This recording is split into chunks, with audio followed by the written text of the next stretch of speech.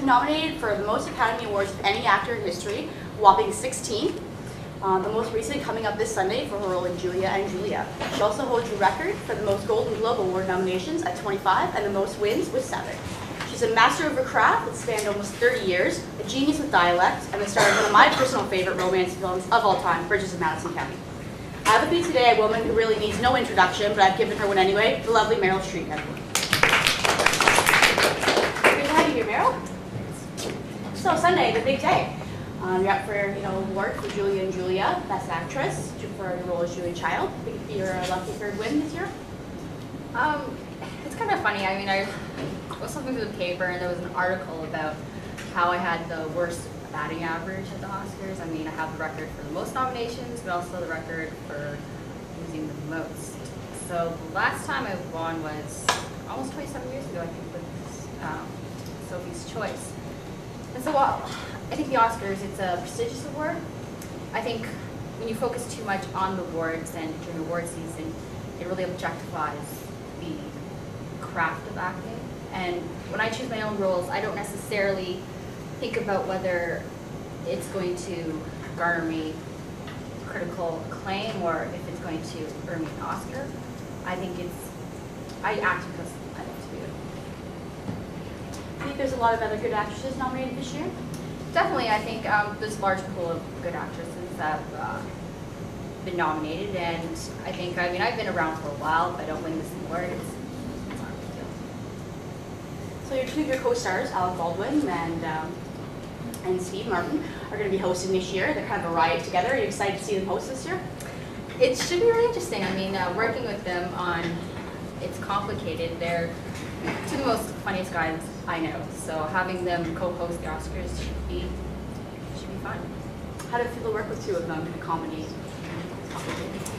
Yeah, I mean, it was a circus because, I mean, they're both, Alec Baldwin, I mean, he's not necessarily known as a comedian, I mean, but now he's doing 30 Rock, and that's a really popular show.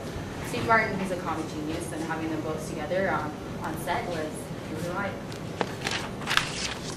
So you played a lot of famous people in a lot of the movies, not in this complicated necessarily, but in Julia and Julia, you played Julia Child, Anna Wintour in Devil Wears Prada, just to name a few. You've always said you never tried to be the person you're acting as necessarily, but an impersonation or a part of them, or you take something from them and act as them.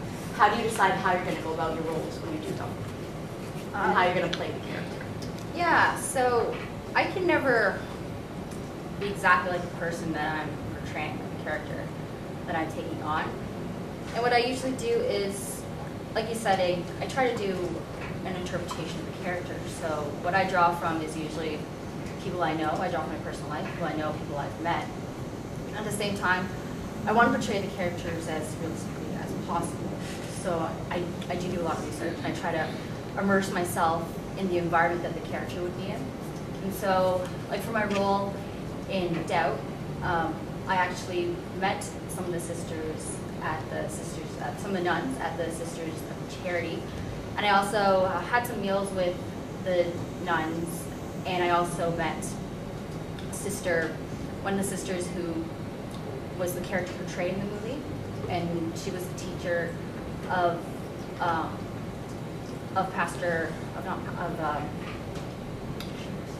another character, and she was just an inspiring person. So to be able to meet the person that you're portraying, or to be in the environment that the character would be in, is also really helpful. You find you've learned a lot from the characters? Did you learn how to cook at all by studying Julia Child?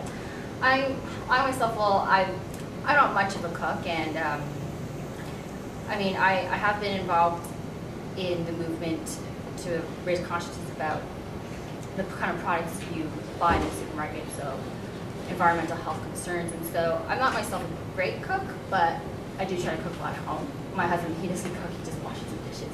But yeah, for Julia Child, I mean, I think I learned from Julia Child, playing her, is that it's really about thinking about the food you eat. I mean, she cooks with a lot of butter, and we've been taught to believe that you shouldn't be eating products like a lot of baked goods or carbs. But with Julia Child, it really is about moderation and thinking about your portions. So that's what I've taken away from Julia Child. talked a little about your environmental work and learning about what you're eating and all that. And James Cameron's talked about that. It's Oscar week and it's rolling Avatar and all that. What have you been doing recently for the environmental movement? I know you have a lot going on the side. So I did co-founded this foundation called Mothers and Others. And what actually inspired me to lead this sort of campaign was that as a mother, I have 4 children, and with my first child, I never thought about the kind of products that I used, like the bottle, to feed your children milk. And I mean, now we know about BPA in bottles, but before, when I was feeding milk, I would microwave it, and I didn't even think about it. And so that relationship between the mother and the child, it really is, it's something that you have to invest in. So with Mothers and Others, what we try to do is we raise awareness about the products that we buy and the effect that it can have on your health. I mean, it has a personal effect on everyone in their daily lives. So what we do is, I mean, back in the 80s when we founded Mothers and Others, I tried to raise awareness about pesticide use. We tried to get it regulated in the US. And so now, I mean, it's more about letting people know, trying to encourage people to be vigilant when they're in the supermarket and really think about what products they're buying, how it's going to affect them, their health, and how it's going to affect the environment. Let's talk about your children for a while there. Pretty much all moved out now, grown up, doing their own thing. Are you feeling the empty nest syndrome, or is it nice to have that time with your husband, kind of all the kids and off doing their own thing? Yeah, I mean, it is nice. It's hard. I mean, I am really passionate about acting in my career, so when I did have children, it is a full-time job as a mother. I mean, I do have an apartment in New York, but we had a house in Connecticut where we raised all our children. And I mean, it's relatively big, I would say, and so not having them at home, it's a little odd, but I'm proud to see that they're all doing things they love, so it's great to see, and I see them on a regular basis. And your daughters pursuing acting in one way or another, for the most part. How does it feel to see your passion is shared between you and your daughters? I mean, it is great being able to have that love for something I do translate to your children. And for my son, he's a musician, but he's also an actor, and he started acting in plays when he was a child. And I think for my household, I mean, all my children love to do plays, and we put on their own plays in our home. And for our family at least, it was all the children really committed themselves to what they were doing. So for them, it's acting and doing plays. So they really put their whole being into it. And I think that's fantastic that they're devoted to something that they love. It's safe to say they learned that trait from you. People tend to say that you're very committed and very dedicated to your work and one of the hardest working actors there is out there right now. I think so. I mean, yeah, I try to be a role model for my children. And I think something like acting, I mean, I don't know if it's necessarily passed on, but children they do, when they're growing up, they are influenced very much by the environment that they're in. And I try to bring them up in this encouraging environment. And so with acting, I think people can improve through taking classes, but I also think it is something innate. And so I think being in an environment where I've been traveling around the world and they've been around with me, I think that's really influenced the way that they work. You say about your son being in the rock band, and you said yourself that music is one of your other passions aside from acting. You would love to pursue that if you weren't an actor. Are you your son's biggest fan? Do you see a lot of his shows? I always try to watch him perform. I'm usually at the back, hiding or working with them. I cheer him on, and it is really great. I mean, he was in a band called, 3 years ago, but now he's doing some solo work, so that band is kind of fun.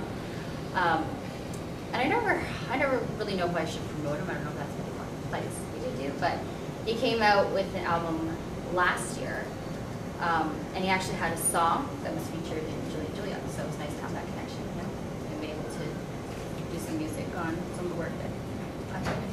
Yeah, that's great. Okay, so we're almost out of time here, Meryl, but you've got a day named after you in New York, Sesame Street character named after you, hugely successful career. What's next for Meryl? What's coming up?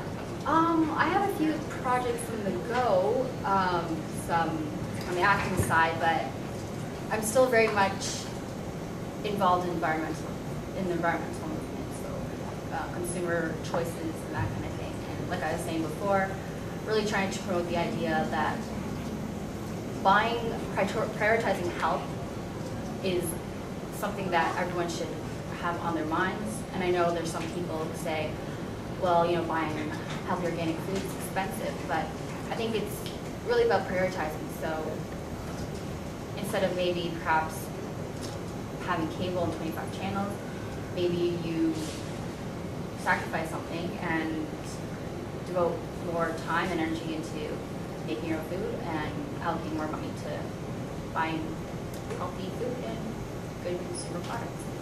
Some personal wisdom for you there right now, that audience. Please give a hand for Meryl Streep. Thanks for being here.